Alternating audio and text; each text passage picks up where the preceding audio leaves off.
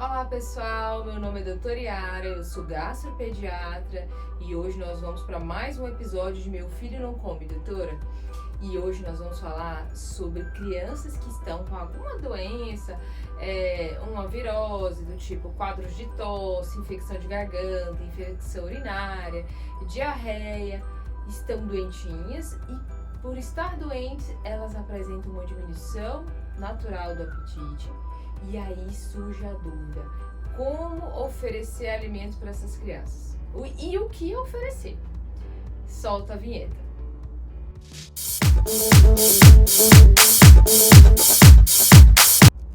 Bom, você que é mãe, é provável que conviva com situações em que seu filho vai adoecer. Então, são situações normais da infância, né, em que a criança apresenta alguns episódios infecciosos, né, e que durante esses episódios infecciosos, a criança vai apresentar uma redução normal do apetite, uma redução esperada desse apetite por conta da doença, né. Aquelas crianças que apresentam uma dificuldade já, elas podem até piorar esse quadro, né, de dificuldade alimentar durante o período de doença. Tem crianças que eu converso com algumas mães que elas dizem que o apetite geralmente não diminui, que a criança, ela às vezes tem os episódios infecciosos, mas que o apetite é algo que se mantém. Mas a grande maioria das crianças a gente observa sim uma redução gradual ali do apetite, né? E aí surgem muitas dúvidas de como conduzir essas crianças nesse momento, né? Então, a maior preocupação do pai nesse momento em que está doente, principalmente aquelas mães que estão ali, às vezes, em recuperação de peso, uma criança que já não ganha peso também, que tem dificuldade alimentar, é nesse período, como elas sempre me dizem. Ai, doutora, ele adoeceu, perdeu tudo de novo. Parece, assim, algo que deixa a mãe bastante aflita, a mãe, o cuidador, né? Como agir nessa situação? Então, o pilar mais importante para que a gente tenha em mente quando a criança está nesse período de doença é que nunca devemos suspender ou diminuir a quantidade. Isso às vezes acontece, então os pais às vezes por medo da criança vomitar ou então aumentar a diarreia, eles começam a suspender muitas coisas ou então até mesmo diminuir a oferta nutricional. Então a comida nesse sentido aqui, ela tem um valor não só de deixar a criança sem estar com fome, mas para que a gente consiga vencer a infecção, realmente a criança precisa tentar se alimentar bem, né? Então é importante que a gente continue oferecendo, né?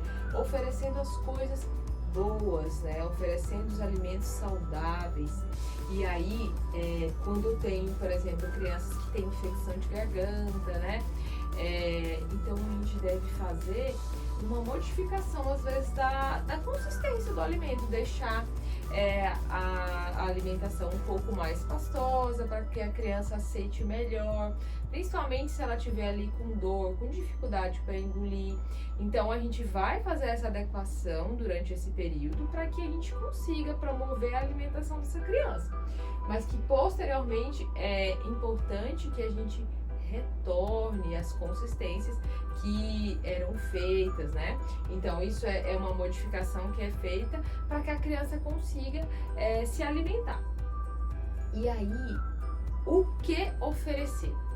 Qual que deve ser o alimento? Então, aqueles alimentos que a criança tem uma preferência maior, são esses que você deve oferecer.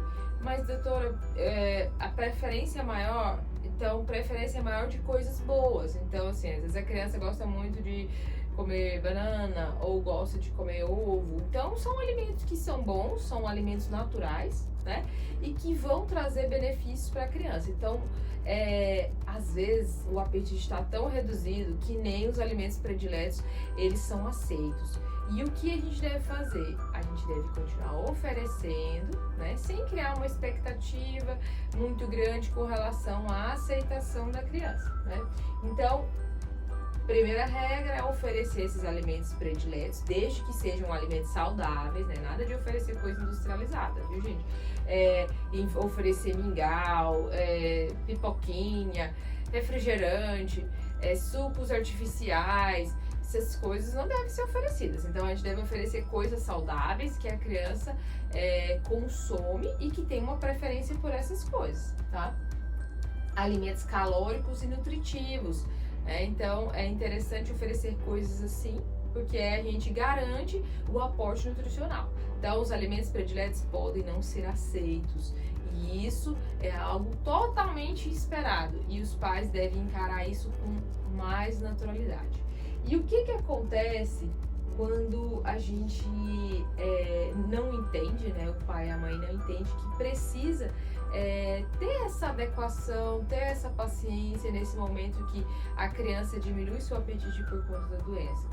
Às vezes, essa perda de apetite, ela passa a ser uma perda de apetite permanente, porque os pais, de uma forma, às vezes até mesmo sem querer e por uma educação prévia, um estilo de criação que teve, né? Começa às vezes forçar a alimentação para a criança. Então eu deixo de ter uma perda de um apetite ruim temporário, passa a ter permanente pelas condutas em que são feitas. Então que os pais eles passam a forçar que a criança coma, que ela tem que comer porque ela precisa comer, porque ela não vai melhorar a doença. E aí a criança come sem vontade e aí ela começa a ter uma dificuldade muito grande para se alimentar e esse apetite ruim ele se torna permanente. Então não force a alimentação do seu filho, ofereça os alimentos. E caso às vezes a criança esteja comendo muito mal, pode ser que ela precise ser assistida, né, em um hospital para que faça outras medidas, né, para que ela consiga se recuperar de uma forma melhor. Mas forçar a alimentação nunca deve ser feito de forma alguma. A gente percebe que quando passa a doença, né, o apetite da criança aumenta bastante. Então é como se ela compensasse aquele período em que ela teve uma perda muito grande, em que ela comeu muito mal. Então depois da doença, as crianças geralmente elas comem em grande quantidade, né? E isso é algo também normal. Então a principal dica aqui é que durante a doença, nunca force a alimentação do seu filho. Você ofereça alimentos prediletos, mas que sejam saudáveis, para que a aceitação seja melhor, né? Modifique às vezes as consistências conforme a aceitação, né? Às vezes a criança aceita melhor com uma consistência mais fácil e aí ela acaba comendo de maneira mais satisfatória. E entenda, isso é um processo temporário.